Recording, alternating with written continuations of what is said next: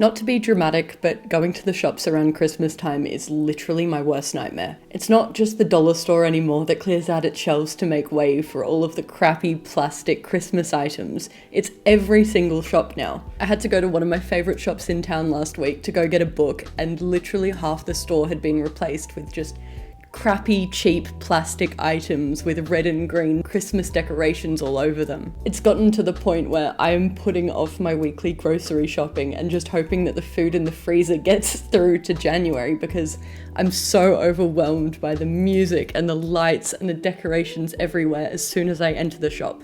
I don't know about you, but I am absolutely sick of Christmas saturating this entire season, and by the pressure that we all feel to keep up with it. The pressure that comes when we spend more than planned, or when we have to put gifts for other people on our credit cards or Afterpay, and to make the period feel magical for everyone else, even when money is really tight. Today I want to sit down and have a chat about the level of overconsumption we're seeing each and every holiday, and how much it's increasing. And I think it goes so much deeper than just people not caring anymore about their impact. I think that the way Christmas and the traditions surrounding it are actually structured makes excessive waste extremely hard for people to avoid. Like, sure, there is a lot of people who buy way too much every single year, but for a lot of us who just happen to live in small apartments or shared housing, storage is really limited for us. And external storage companies charge an arm and a leg for like a little cubby in the corner of their building. So instead of being able to pack up all of the decorations at the end of the season and reuse them next year,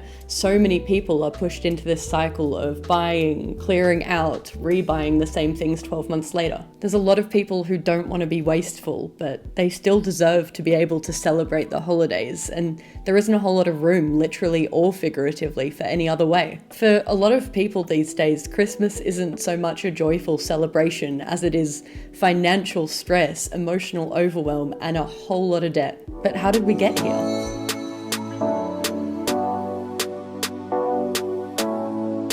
Hi everyone, welcome back to my channel. If you're new here, my name's Lola and I make videos breaking down the systems and patterns that shape our everyday lives. If you like this video and want to see more, make sure to subscribe below for new weekly video essays. But let's get back to the video. When it comes to overconsumption, I really don't think it's as simple as people not having the self-control or willpower. I think it's a really good example of systems around us pushing us towards impulsive spending habits that really harm us and our finances. And then they have the audacity to turn around and blame the outcome on us. To understand why this problem's getting worse, I think we need to break down how we're being influenced in the first place. So let's talk about these crazy levels of overconsumption, why they're getting worse, and what we can do about it.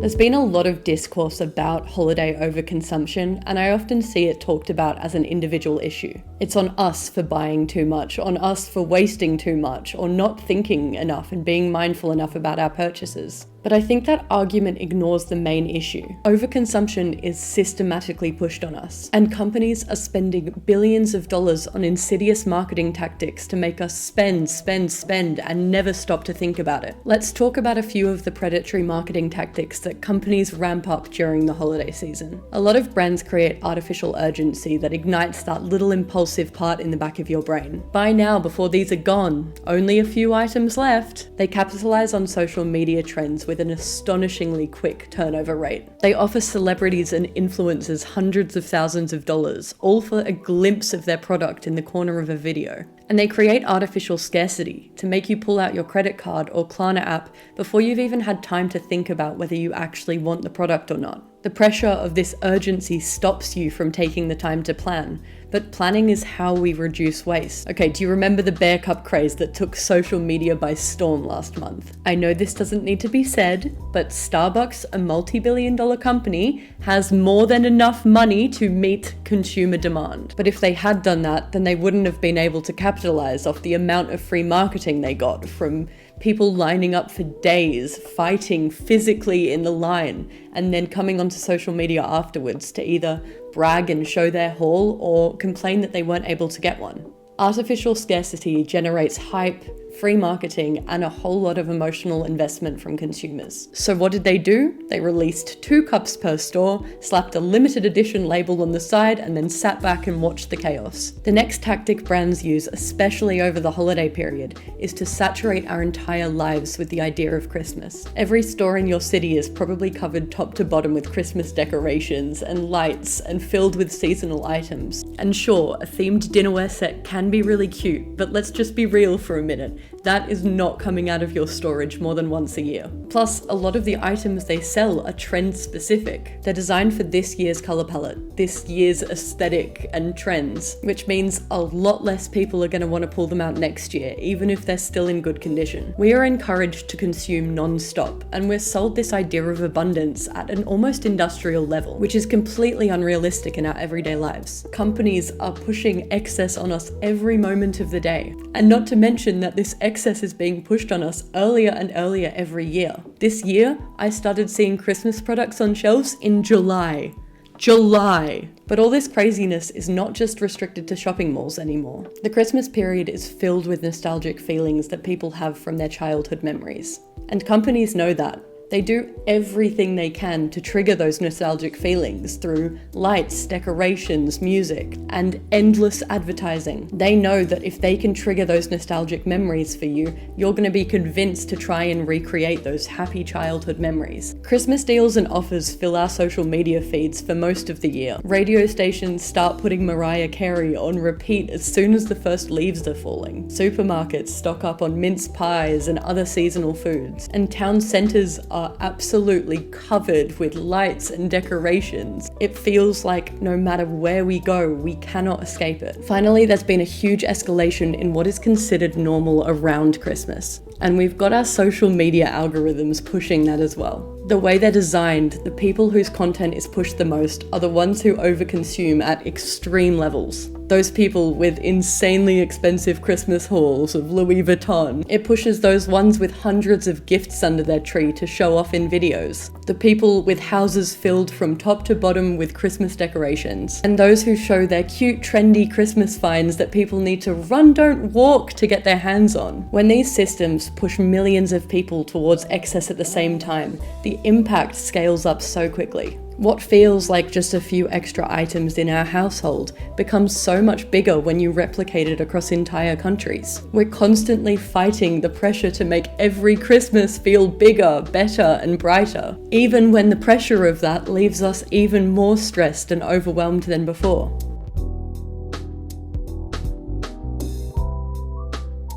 So what can we do about it? With all of these mechanisms working against us, it's no wonder that our overconsumption is getting worse and worse every year. And I really want to emphasize this. If you've bought something Christmas themed this year, that doesn't mean you failed. These spending habits aren't just a momentary lack of self-control.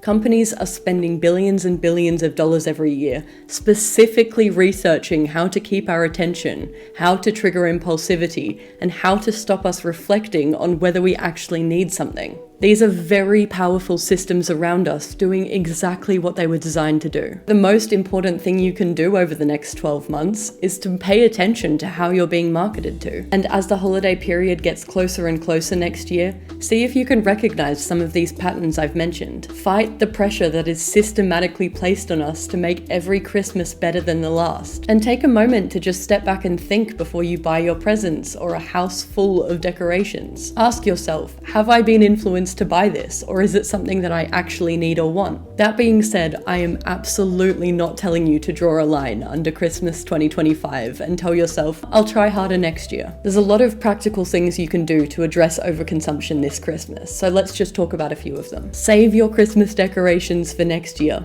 I know this seems obvious, but pack your decorations away carefully with the intention to reuse them next year. Reframe it in your mind. They're a resource that you've already invested in. If you're tired tight for space, even just keeping a little box of your favorite timeless decorations can reduce the pressure to rebuy everything next year. Regifting. Now just give me a minute, I'm a big believer of regifting. Let's be honest, we have all held onto a gift for way too long that has stayed untouched in the corner of a room before you finally gain the courage to put it in your donate pile a few years down the track. If one of your gifts is not a good fit for you, genuinely appreciate it, can be far more thoughtful than just buying a new gift out of obligation.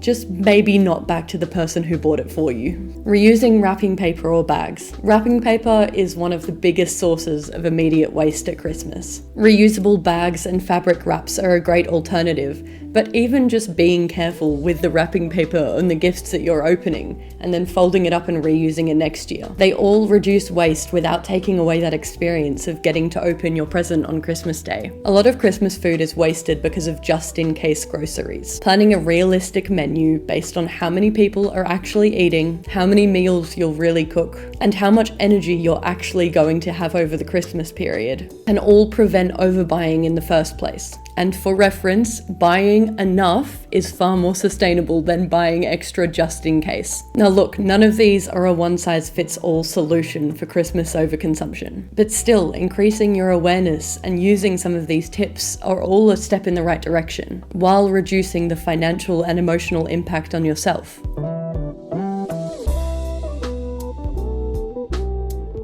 This increase in Christmas overconsumption is the consequence of so much more than our individual purchasing habits. It's the result of systems that thrive on urgency, excess, and comparison, and companies that step in and take advantage of that. And while we can't opt out of those systems entirely, although a self-sustainable farm in the middle of nowhere is sounding more and more appealing every day, we can learn to notice them, question them, and resist them in our small everyday ways. So I hope this video helps you pause for just a moment before buying something Christmassy next year. Is it something you'll be able to use for the next 10 Christmases? Do you have the room to store it? Is it trendy right now, or is it timeless? And do you really want it, or has a company just convinced you that you can't live without it? Thank you so much for watching this video, and let me know in the comments, what have you done to reduce your waste this Christmas? If you enjoyed this video, please be sure to like, comment, and subscribe to my channel for weekly video essays. See you later!